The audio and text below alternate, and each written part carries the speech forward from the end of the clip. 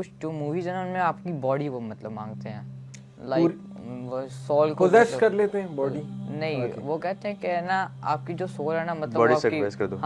हाँ आपकी सोल मतलब मर गई है, अब ना जिन की सोल है, मतलब ही उसको बॉडी चाहिए एक जिन को। वो मिथ्स है ना सारी, बंदा मर गया उसकी रूह तो चलेगी, बदरूहों का भी कॉन्सेप्ट यही है ना। इंडिया में इंडियन मूवीज में बहुत बचपन में हम देखते थे बदरूहें कि ये रूह को शांति नहीं मिली, आत्मा का जो कॉन्सेप्ट है। तो Islamic concept is very clear, आत्मा मतलब रूह को कह रहे हैं ना, वो आत्मा, रूहें बरज़ख में चली जाती हैं, अल्लाह सुब्हानहू व तआला के पास चली जाती हैं, फिर उन्हें इजाज़त नहीं है इस दुनिया में आने की। इट्स वेरी क्लियर, वो हदीस से साबित है ना कि शहीद की जो रूह है वो अल्लाह के अर्श के नीचे जो लगे हुए हैं पिंजरे हैं गालिबन, वो उसमें तोते की शक्ल में, पैरट्स की शक्ल में वो रूहें उसमें पैरट के जिस्म में, और वो पैरट जन्नत के बागों में उड़ता है, खाता पीता है। तो अल्लाह उनसे पूछते हैं कि आपको क्या और चाहिए, तो वो कहते हैं कि हमारी ख्वाहिश है हम फिर जाएं दुनिया में शहीद हों ताकि वो लुत्फ़ हम लें, तो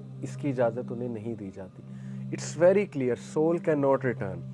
अब बात रही ये बदरूहें, ये हतमा, ये बदला और रिवेंज लेने वाली चीज़ें, ये फिर कौन है?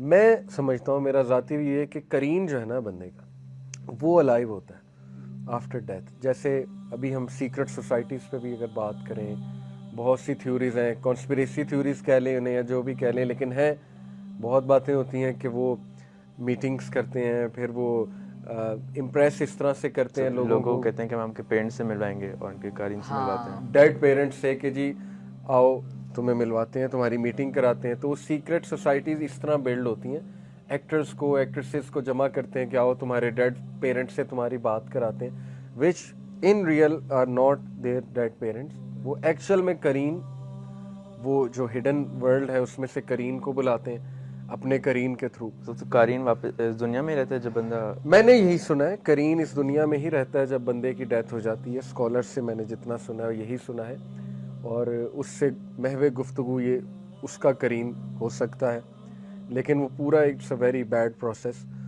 तो वो मना है, ज़ाहिर है, डेफिनेटली मना है। लेकिन पॉइंट इज़ कि ये जो जितने हमारे कल्चर में चीज़ें हैं ना, पिछल पैरी छलावा, फिर एक आपने सुना होगा बच्चा, छोटा बच्चा जिन जो बड़ा शरारती है, बेड उलट देता है, पता नहीं क्या, बहुत से वाक़यात सुने हैं। तो ये जिन्स ही हैं, लेकिन इनकी टाइप्स हो सकती हैं, या शेप शिफ्टिंग जिन्स हो सकते हैं, वल्लाहु आलम, अल्लाह नोज़ बेस्ट। डॉल्स का भी आता है कि ना डॉल्स के अंदर जिन बहुत जल्दी ट्रांसफर वाले हो जाते हैं।